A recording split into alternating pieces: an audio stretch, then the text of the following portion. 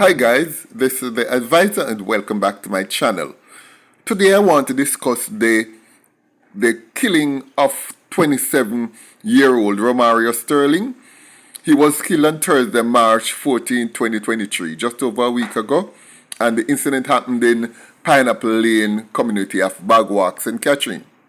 Now, he was allegedly killed in a shootout with the police. And in that incident, it was said that a 9mm pistol with a magazine holding 8 live rounds had been recovered. But before I go into the incident and say what I have to say about the matter, I would like you to take a look at this clip from the TVJ News, and I'll go into it, but take a look. Human rights lobby group Jamaicans for Justice, JFJ, has renewed its call for the mandatory use of body-worn cameras by members of a Jamaica Constabulary Force, JCF. A recent police killing in St. Catherine has the victim's family demanding answers, and JFJ noting that the absence of body-worn cameras is fueling the distrust of the police. The renewed call follows the killing of 27-year-old Romario Sterling in Bagwalk, St. Catherine, in an alleged confrontation with the police. Relatives of Mr. Sterling are disputing the police's report on the incident. They have released a video purportedly from a surveillance camera at his home showing what appears to be a man identified as Mr. Sterling with his hands on his head, being instructed to kneel before a single explosion is heard. JFJ says it is deeply concerned by the discrepancies in the account of the police versus that of the family, particularly regarding the timing and circumstances leading to Mr. Sterling's death. I don't know what anybody is seeing, but basically, it would appear on the face of it that this individual, Romario Sterling, had been put to kneel down and executed. And if that is the case, I say good job, policemen. Great job. And before any of you guys get up in your feelings and start saying, how could I say that, that's not right, and so on, I wanted to look into the circumstances. First of all, here is why. And I'm going to give you these incidents in chronological order. Okay? And on the Tuesday, January 18th, 2022, 32-year-old Demetrius Robinson, otherwise called Dummy, a fisherman from Newmarket Street in Old Harbour Bay, St. Catherine, was shot and killed at his home. 3 gunmen just walked up to the house and just called him out, and when he came out, they just killed him right in his front yard and just walked away. According to eyewitness, one of these men was Romario Sterling. The next time his name was called up in a crime was on September 18th, Sunday, September 18th, 2022. This was when, and this is even more brutal, there was a fun day, I think it was a fun day, a family fun day at the Spring Village in Old Harbour. The Jamaica Broilers group was playing football match and having a fun day out on their playing field. A group of gunmen, it was either 4 or 5, depends on who you believe, and they shut up the place. Kids were there, grandmothers, grandfathers, parents, kids, babies were there, and these gunmen raided the place and shut up the place because they came after one man. Well, 3 persons died and 6 were injured. That means there was a total of 9 people who were shot in an open space full with innocent people. The man it is alleged that it is believed that they had really gone for was a man named Jerome Squire, who a gun had been missing from the group, from this gang, and they wanted to punish him for this missing gun. And they chose this day, this was the day they see him, and they went after him because it's him alone they want, and end up shooting 9 people. So 2 more people who were standing around Jerome Squire were also killed. Then let's move up now to September 24th, 2023. Lambert Simpson, He's a 51-year-old taxi driver. He lives at Lennonville Road in Old Harbour. These men, including, of course, Romario, go to the man's gate. We awaited him, and when he was turning into his driveway, they just stick him up, shot him dead, took away the car, and went away. And Romario was again featured in that incident. But here is what happened at that time. Somebody who knew where to find him and the other members of his crony, they gave some description. This happened on Sunday, the 24th of September. So, on Tuesday, September 26th, just 2 days later, the police raided a house and killed a guy called Daniel Farquharson, or Fry Eye. They call him Fry Eye. You know, of Sukaba Pen in Old Harbour. Now, Daniel Farquharson, also known as Fry Eye, not the real Fry Eye, because the original Fry Eye is from Montego Bay, I think. But you know, these scums of the earth, they normally name themselves after their other murderous heroes. In that incident, the young lady that he was sleeping with at the time, she was shot in her leg. Sorry, it wasn't in her head. This, of course, was a very targeted raid, and they went for him and they catch him. They recovered 2 firearms, a .22 revolver and a Glock pistol. Here is the thing. Fry Eye was the leader of the gang. But Romario Sterling was on that night on the same exact premises in another room with another girl, sleeping with her. But the police get lined up, but they never get lined up good. So they didn't know that there was another of these lowlifes just on the same premises in another room, or whoever gave them the lineup didn't give them it to let them know that there was somebody else there. There was more than one of them there. So they just took Fry Eye alone and they left. You see, by the time they light out, what do you think Romario Sterling do? He fled Old Harbour completely. He fled Old Harbour and went to live with his father and other family members in Pineapple Lane community of Bagwalk.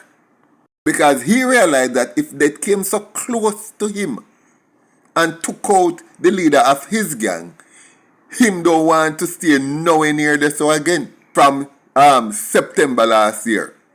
And he just didn't move. So his family, there is video of his family saying it's been 6 years he has been living there, 6 years he has been there, and he has been a good boy, and he has been a good boy.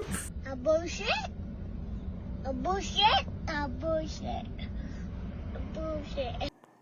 Good boys don't walk into a multitude of innocent people and shoot wantonly and let 9 people pick up bullets just because they wanted one individual.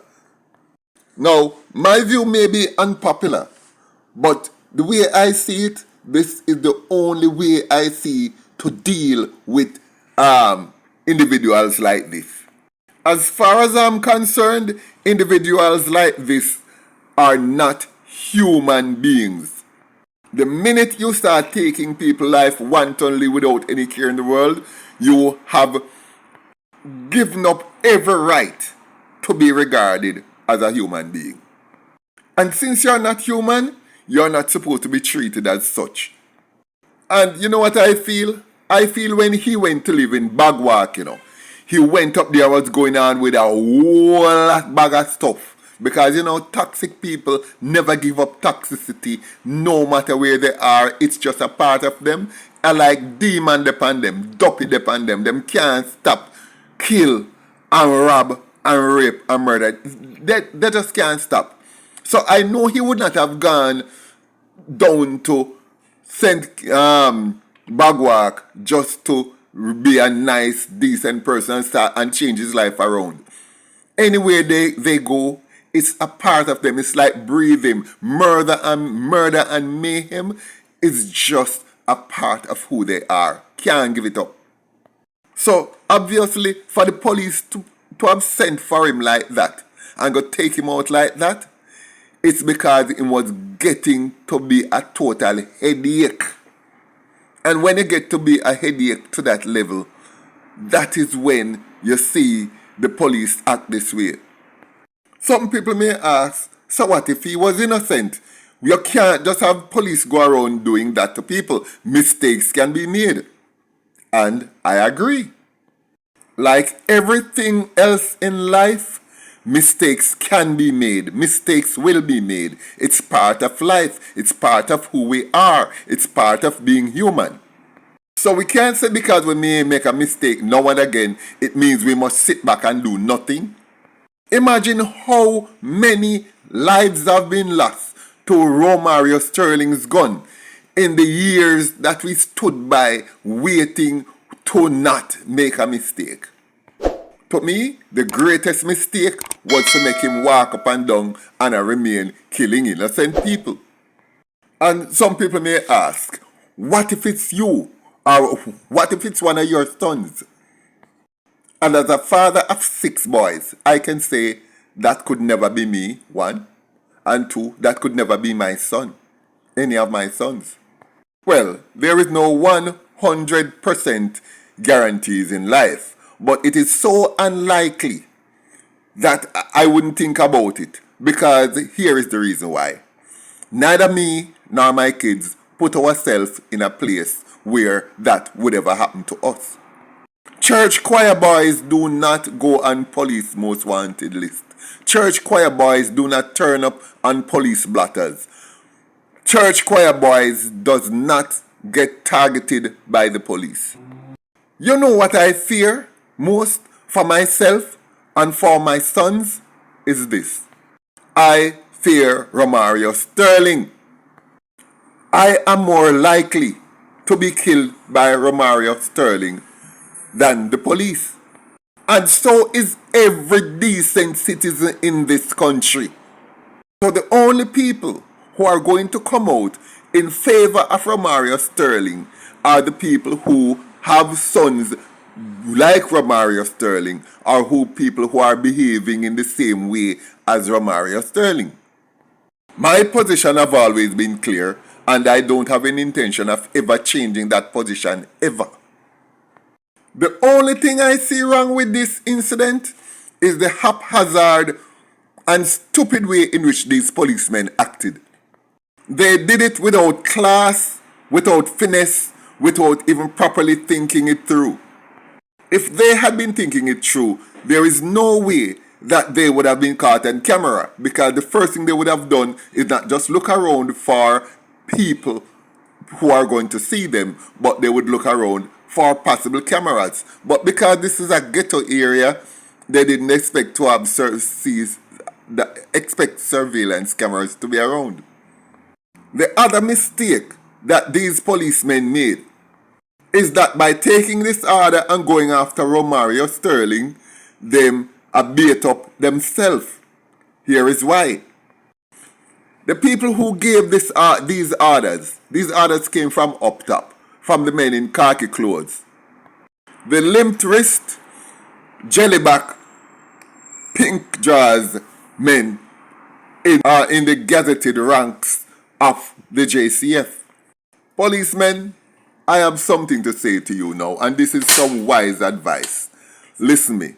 Don't make them send you out, go do certain things. I know you guys want to do your job and you are the real policemen, but let me tell you something. You see, if this incident blows up on you guys, guess what?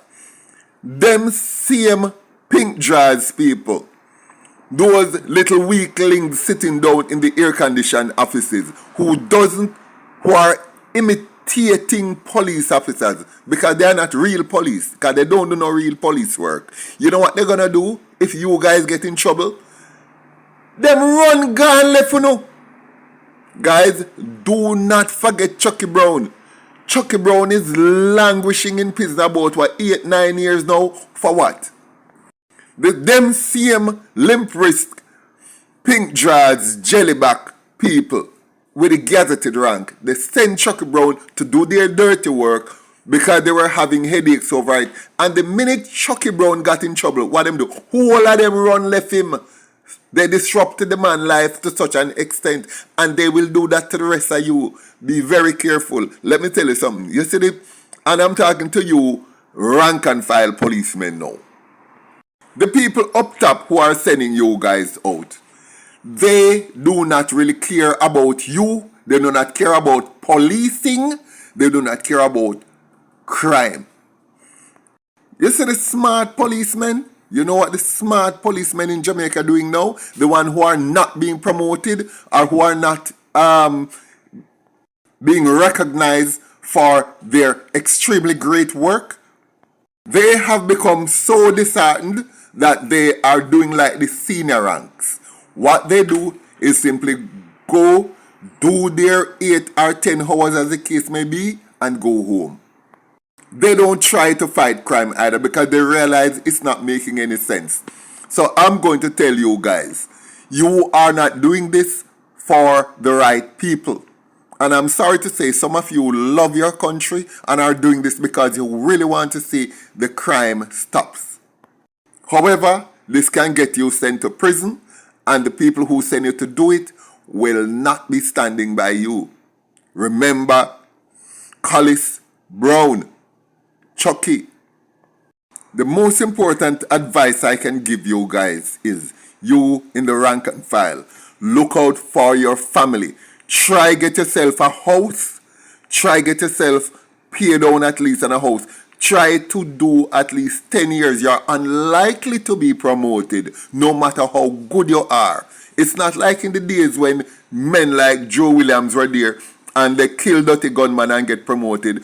And people like Keith Gardner, known as Trinity, him kill every time him kill a certain number of man, him get a promotion. That not happen again. These days you get promotion for just to go sit down in an air conditioned classroom, get a degree, and then impersonate police and get big salary, and you're good. You don't go up in the police force these days for doing police work. Remember that. So here's what you do. Look after family. Try to get your house. Educate your kids. Try to get a licensed firearm. As a policeman, you're likely to get it. No must, but try. Get your US visa and your Canadian visa if you can.